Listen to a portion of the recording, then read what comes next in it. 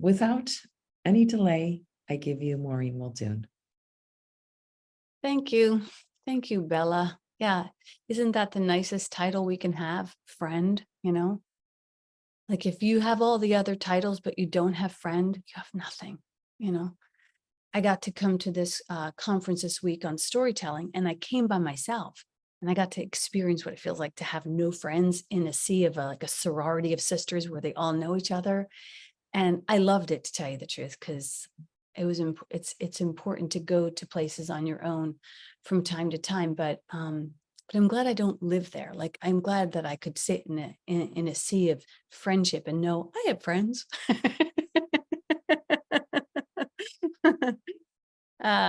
Friends that'll literally travel the world to return a lipstick for you. So we've got good friendship here, that's for sure. So today we're talking about love in action. And basically it's based on the idea that faith without works is dead. When we talk about this, I don't want you to get caught up on the illusion or the idea of work, because the truth is, when we go to God, our work is delightful. It's light.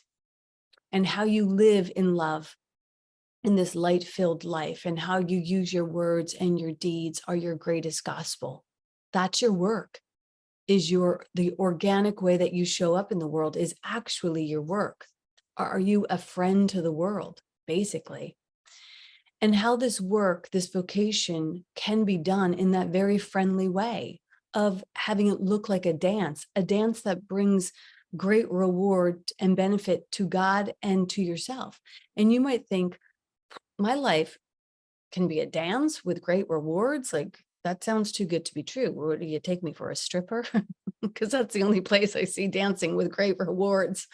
Besides, people can also say, like, I don't think that I have anything to contribute to the world. So maybe this looks different for me, and maybe there's some blocks for me. And what difference would it make, even if I did contribute? Just leave me alone and let me just be a spiritual wallflower, and just let me hang on the circumference of my life without actually engaging in your life. Like, having your life be your greatest gospel is what most of us fear. We're here to make manifest the glory of God.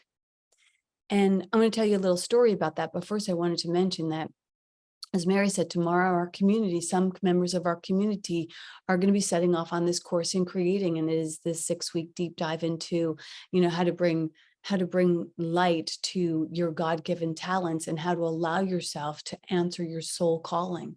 And this is what we've actually been talking about as a group for the last 2 months: the effortless nature of God and the effortless nature of creativity, even if the ego tells us otherwise. For the last 3 months or 2 months, we've been talking about the principles of creativity. And A Course in Miracles could very easily be called A Course in Creating, because we are here to create the good, the beautiful, and the holy. And this work, are required to do, or that is sort of a requirement. It's not just about healing our blocks around that creative flow, or healing the story around it, but also healing the scar tissue that prevents us from fully, living, having these lives that sing, having these souls that dance. So we can fully take ownership, and not just ownership, but we have the ability to live a life that sings, as well as a responsibility to live a life that sings, to be a channel for good in the world. See, when we talk about the hero's journey, as we've been talking about that also for the last 3 weeks on all of these writers' retreats, the hero's journey is not about saving the hero. The hero's journey is essentially about serving the world. We go on this hero's journey, and we come up against these illusions, these blind spots. We meet up with friends, we meet up with opportunities, and then we tame the dragon that once made us fear, and we transform that dragon into an elixir that we return to the world. That's how you serve the world. And as long as you block your own fears and your false frustrations, you could cause yourself to remain in victimhood. And this state of victimhood, which is the hero that refuses the call and says, no, I'm fine, against the wall as a wallflower in my own life, please don't engage me. This state of victimhood serves no one.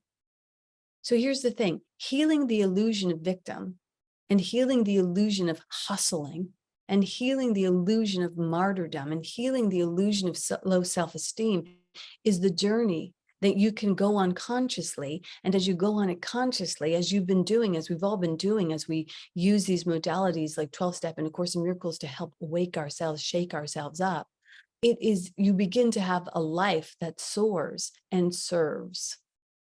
When you don't do this work, and when you avoid application of spiritual principles in your life and you continue to be unconscious, you will experience a life that is confused, that is congested, that is competitive, that is conflicting, and this is what will plague the unconscious life. And you might think, well, this is an obvious choice then. Like, I really want to live a conscious life. An unconscious life is very painful. But healing and waking up can also be quite fear-inducing. As Marianne Williamson says, it's our light, it's our brilliance that most frightens us.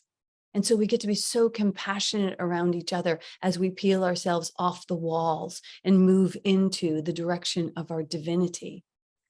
Because nevertheless, we're here to wake up. Jesus was a big proponent of waking up. He really was about us waking up and bringing forth our gifts. And in the Gospel of Thomas, he says, if you bring forth what is within you, what you bring forth will save you. And I think you probably would agree, would also serve the world.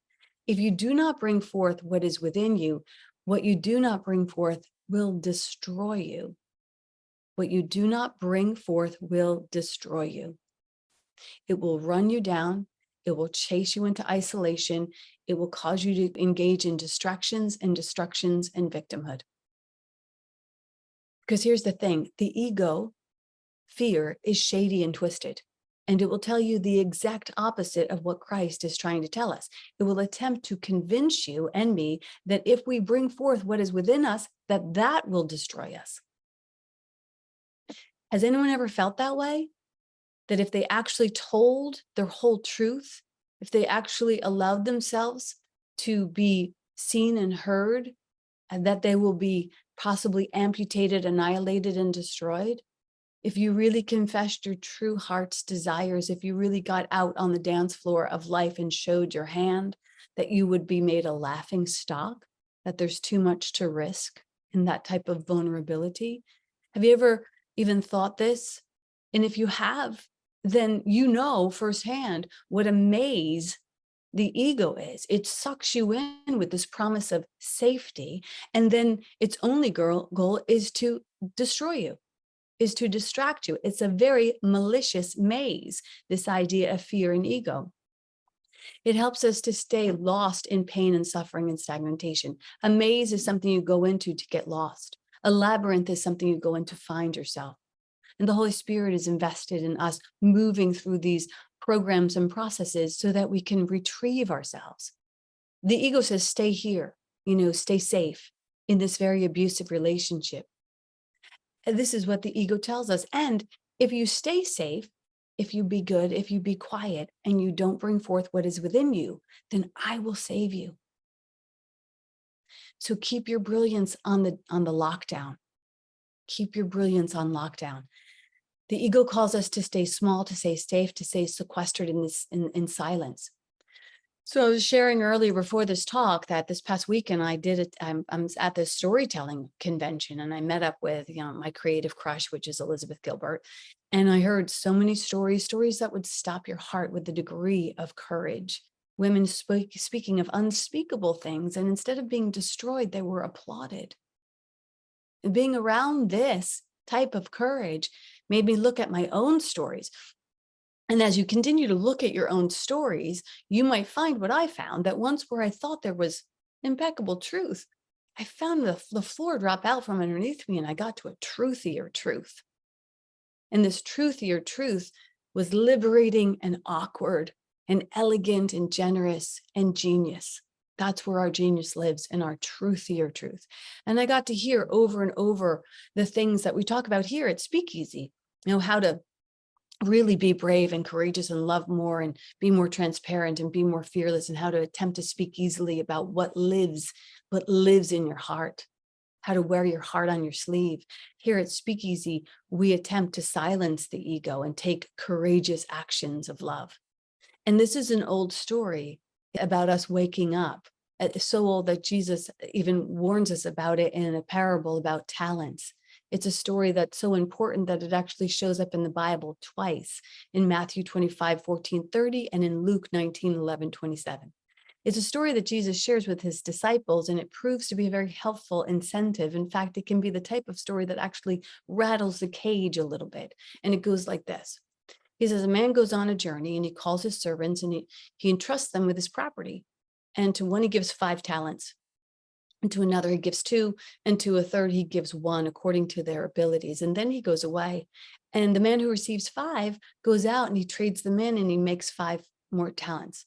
And the guy who gives 2 does the same. And the guy who does 1 receives the talents. And then he goes and he digs a hole in the ground and he hides his master's money. Now, after a little bit of time, the master comes back to those servants and he comes to settle the accounts. And the servants who received the 5 talents comes forward and he says, I took your 5 and I made 5 more, brought it out to the world, kind of took a few risks with it. And I let myself be known that I wanted to experience a greater degree of my own fluidity and divinity. And the master, I've delivered you these 5 extra talents. And the master says to him, well done, my good and faithful servant. You've been faithful over a little, and I will set you now over much. Enter into the joy of your master. I love that line. Enter into the joy of your master. You ever feel that time when you move through your own fear and you summon some courage and you peel yourself off the wall of your own wallflower experience and you go out there and you put yourself out there a little bit. And it's just in the act of putting yourself out there that you receive so much, It's almost like your joy doubles just because you're being courageous. And when you see someone else do that, it's gorgeous. It doubles and triples our love. And then the master comes to the one who has 2 and the same thing happens. And he says, well done, my good and faithful servant. You've been faithful over a little. I will set you over much. Enter into the joy of your master. And then the one who's received the 1 talent comes forward and he says, master, I know you to be a hard man. This is what it says in the Bible. I knew you to be a hard man, reaping where you did not sow, gathering where you scattered no seeds. So I was afraid. And I went and I hid your talents in the ground. And here, you can have back what you gave me. And his master answers him and he says, you wicked and slothful servant, you knew that I reaped where I didn't sow and gathered where I scattered no seeds. You knew that? And then you ought to have taken this to the bank. And at my coming, I should receive what was mine and also my interest. So he takes the talents from him and he gives them to the guy with the 10 talents. And he says, for to whoever has will more be given, and he will have abundance. And from the one who has not, even what he has will be taken away. And then he casts the worthless servant into the outer darkness, in that place where there is weeping and gnashing of teeth. This is a story from the Bible. So when we hear this story, you might think, gosh, weeping and gnashing of teeth. Why is Jesus telling this story of this man who seems to have, Jesus seems to have no compassion for this servant in the story. There's no mercy there. But here's the thing. Jesus is telling us the truth. He's telling us the truthier truth. There is no, law has no mercy. He is not sugarcoating this for us. He is not people pleasing. Jesus is not a codependent. He cannot save us from our fears by co-signing them. Jesus cannot save us from our fears by co-signing them. He doesn't want us to destroy ourselves. What you do not bring forth will destroy you. So what have you buried? That's the question today. What have you buried? I'm not asking you why have you buried it, because I know why you buried it, but I want to know what. The why is easy. The same reason the servant buried his talents. He even tells us in the parable. He says, Master, I knew you to be a hard man. if you were to, and he goes on to say, reaping where you did not sow and gathering where you did not scatter seeds. If you were to reap where you did not sow, that's a miracle. Imagine going to your garden and bringing in tomatoes and peppers and squash without ever having sowed a seed. That would be hard to understand. How do you gather when you scatter no seeds? It makes no sense to the linear, logical mind. The exquisite generosity of God is hard to understand for the fearful, who believe that it's done by the sweat of their brow and not by what they believe. Life is hard, and then you die. And if this is your thinking, you will have a hard life and you will live an unlived life. You will be cast into the darkness, essentially, in the place where there's weeping and gnashing of teeth. So if that is an experience in your life, it's because you're believing in a hard God. We're called to be still, and we're called to know God. We're called to know God as love. We're called to know love as easy. That's our last name, Speak Easy. If I know God as love and I know God as easy, I will know life as easy. If I do not know God to be hard, then the only thing I can know is for God to be easy. And easy sounds too extravagant to God to have. I know that I will reap not by the sweat of my brow, but by the sweetness of my consciousness. I know that it is done unto me as I believe. And I will be wise enough to believe in a benevolent God, not a blaming, not a shaming, not a hard to please God. It's much easier to work for an easy God than a hard God. As an example, I've told this story before about being in San Francisco. We went out to do this convention with Mary and with Alma, and we wanted to drive down the coast after the convention, and we wanted to go visit the, redwood forest. And we didn't sow any seeds. We didn't scatter any seeds. We just knew God to be easy. We went to the convention, and the girls came up to me afterwards. The woman came up to me afterwards while I was the last day of the convention. They said, we didn't rent a car. We didn't plan to go into any Airbnbs. We got no plans after this. What are we going to do? I said, don't worry about it. Let's just finish out the convention. And online, I've told this story before, a man tapped me on the shoulder. He said, thanks for selling me that ticket. I said, you're welcome. And I didn't really even know him.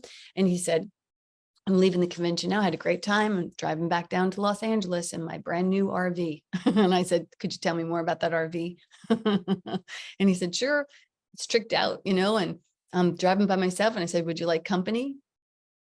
And he said, yes. And we had the most miraculous experience of driving down the coast with this man who was willing to drive us in his beautiful BMW RV. And he stopped wherever we wanted to stop. And all we did was pay him for his food. We just bought him food on the way. That was all we had to do. We scattered no seeds. We made no plans. We just simply showed up to serve God, to serve the good news that God is invested in our happiness. The next thing you know, God's rolling out the red carpet. It's easy. So I wonder when we're actually going to attempt to activate that in a more maintainable way. To simply and truly trust the easy God and just show up and do our part to serve. The illusion of stress and struggle and hard is what needs to be healed. This last servant confesses, I knew you to be hard. And if I know it will be hard, I will shrink, I will hide, I will complain, I will fear, I will bury my good. I will bury my good in hopes of protecting it. What have we buried in hopes of protecting it? Everything we have, it needs no protection. Everything we have comes from God. Everything we have belongs to God. What are we protecting it from? But we will still measure out our good and bury it. For this past, couple of weeks, I've been finding myself talking about the idea of tithing. And I've been giving a nod to the practice of tithing. And if you already tithe to Speak Easy, thank you. If you don't tithe to where you're spiritually fed, why? You give your good to God, it will be returned to you multiplied abundantly. If God is limitless and is in unlimited supply, we can play the game of life with confidence and consciousness. We're responsible for using the resources that God has given us. We're responsible for sharing our goods so that it can multiply. It's a simple, silly little practice. I've been practicing it forever. I don't fear my abundance. So, these kinds of things can give you an increase in your value if you believe and understand that love and law of God and apply and extend this God's good. And if you're a good steward with your good, it will multiply. It's not a special magical trick. It's just a law that's uncompromising. If you have a place in your life where you find yourself, you are gnashing your teeth, it might be time for you to really take that to the Holy Spirit and ask, what have I buried here? What am I hiding? What am I squirreling away when there is an abundance to God's nature? In this parable, it basically says the rich get richer, the poor get poorer. This is not a warning or an invitation. It's a fact. Science of Mind textbook, Ernest Holmes says, wherever you are, however intolerable that situation may be, you're just exactly where you belong. You've heard me say, form follows consciousness. A Course in Miracles says to have all, give all. These concepts might seem startling and maybe disempowering, but they're actually quite empowering. Here's what Jesus is really saying in Matthew 25:9. He's saying, for to him who has the consciousness of plenty, it shall be given and it shall increase to him. But for him who has not the consciousness of plenty, even that which he has shall be taken away from him. It's done unto us as we believe. This is consciousness. It's always consciousness. Consciousness of plenty, you get plenty. Consciousness of poverty, you get poverty. But here's the good news. When Ernest Holmes wrote those words, which feel kind of scathing, immediately he follows that harsh indictment with this saying. He says, of being right where you belong. He says, it is that he says, although this is true that you're right where you belong, what is also true is you also absolutely have the ability to move ourselves from another place. No one can do it for us, but we can. You have the ability to do this. In my life, I have, seen good multiply by doing 3 things. By sitting as close as I possibly can to God. Number 1, seek first God. Do anything you can to get a closer seat to God. Meditation, spiritual practices, all of that. Then number 2, giving what I have been given, my time, my talents, and my treasure. Giving it away and tithing to where I'm spiritually fed and my good returns to me multiplied abundantly. I don't really want to have a conversation about tithing. I find that to be absolutely sort of boring, and that's between you and your God. But I would say don't fear that conversation and don't skip that conversation. Actually have that conversation with your God and maybe ask yourself, where am I hoarding? Where am I burying? Where am I leaving God out of the equation? What do I want to talk about today? I want to talk about what you might have buried and what you might be unearthing, what you are actively unearthing, and where are you making manifest the glory of God, and where are you putting yourself out there, and where are you still possibly playing small, and where are you peeling yourself off the wall of your own wallflower addictions. And maybe let's get to the truth of your truth.